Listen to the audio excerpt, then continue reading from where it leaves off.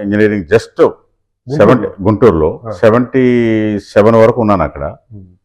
అప్పుడు కాలేజీలో కూడా మీకు తెలియదు ఏముంది, ఎలక్షన్స్లో పార్టిసిపేట్ చేయటం, ప్రెసిడెంట్గా నుంచోవటం అట్లా ఉంది. అప్పుడే ఈ కొత్త రఘురామయ్య గారని యూనియన్ మినిస్టర్గా చేయటం, సకృతి రామయ్య గారని ఆయన, వీళ్ళతో పరిచయాలు అవటం.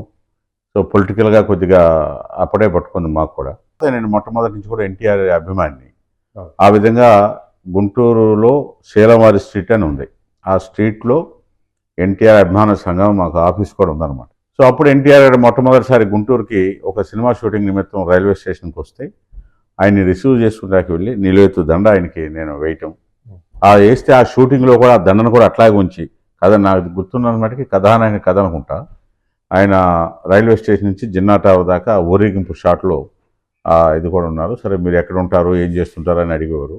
ఆ విధంగా నాకు ఎన్టీఆర్ కూడా సంబంధాలు ఏర్పాటు అవటం.